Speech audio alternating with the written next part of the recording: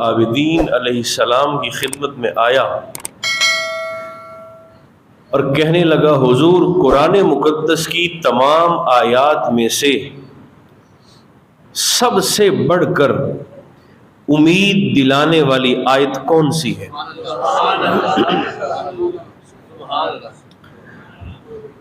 وہ سائل کہتا ہے کہ میرے ذہن میں سوال کرتے وقت یہ آیت تھی جس میں اللہ کریم ارشاد فرماتا ہے لا تقنطوا من رحمت اللہ، کہ امام یہ والی آیت تلاوت فرمائیں گے قل یا عبادی الذین اسرفوا علی انفسہم لا تقنطوا من رحمت ان اللہ یغفر الذنوب جمیعا۔ وہ سائل کہتا ہے کہ میرے ذہن میں یہ آیت تھی کہ جناب امام میرے سوال کے جواب میں یہ آیت کریمہ تلاوت فرمائیں گے جس میں اللہ نے اپنی رحمت سے مایوس نہ ہونے کا حکم دیا ہے، اور اس کی رحمت سے مایوس ہونا بھی نہیں چاہیے، کیونکہ مایوسی اور نا امیدی اور گھٹن اور راہ کا مسدود ہونا یہ فکر یہ شیطان کا بہت بڑا ہتھیار ہے۔ وہ انسان کو مایوس کر کے اللہ کی رحمت سے دور کر دیتا ہے، حالانکہ یہ کائنات اللہ کے مرتب کردہ اصولوں پر چل رہی ہے۔ تو وہ سائل کہتا ہے کہ میرے ذہن میں یہ آیت کریمہ تھی کہ جناب امام یہ آیت تلاوت فرمائیں گے کہ اللہ کی رحمت سے مایوس نہ ہو، مگر آپ نے میری سوچ کے برعکس یہ آیت پاک تلاوت فرمائی۔ آپ نے فرمایا قرآن مقدس کی تمام آیات میں سے سب سے بڑھ کر انسان کو حوصلہ دینے والی آیت کریمہ یہ والی ہے جس میں اللہ اپنے محبوب سے فرماتا ہے وَلَسَوْفَ يُعْطِيكَ رَبُّكَ فَتَرْضَىٰ، کہ آپ کو اتنا نوازا جائے گا، اتنا نوازا جائے گا، اور تب تک نوازا جائے گا جب تک آپ راضی نہ ہو جائیں۔ اور سرکار فرماتے ہیں میں اپنی رضا کا اظہار اس وقت کروں گا کہ جب میرا آخری امتی بھی، جس کی کیفیت بڑی تفصیل سے آقا نے بیان فرمائی، وہ بھی گھسٹتا گھسٹتا جنت میں نہ پہنچ جائے۔ دیکھیں ایک ہوتا ہے وکیل، بس آخری بات، آج میرا خیال ہے یہ 17-18 سالوں میں مختصر ترین خطبہ جمعہ ہے۔ ایک ہوتا ہے وکیل اور ایک ہوتا ہے شفیع۔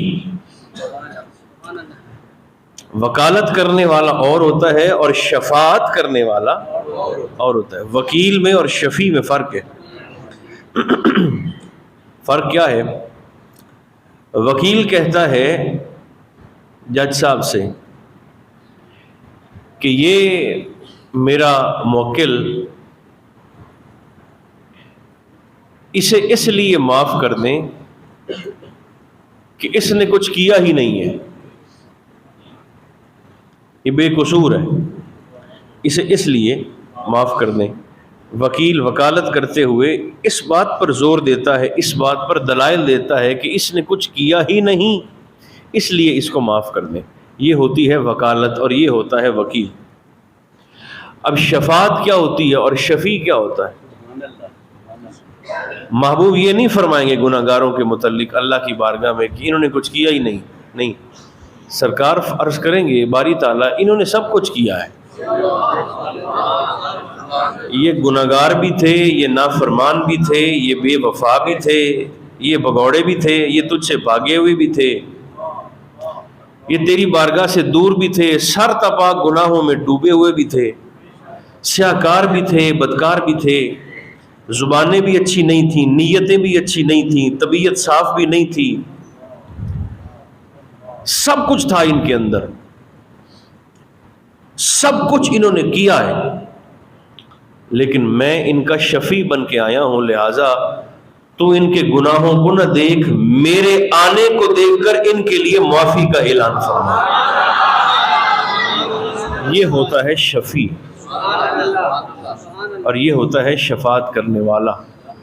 تو محبوب ہمارے وکیل نہیں ہوں گے، ہمارے شفیع ہوں گے.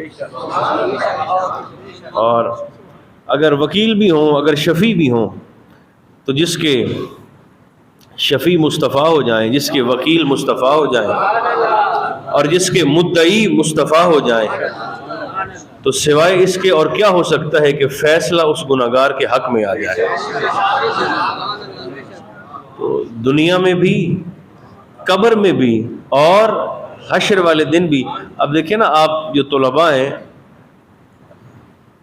ہم سارے اسکولوں میں پڑھے ہیں، مدارس میں پڑھے ہیں، یونیورسٹیوں میں پڑھے ہیں.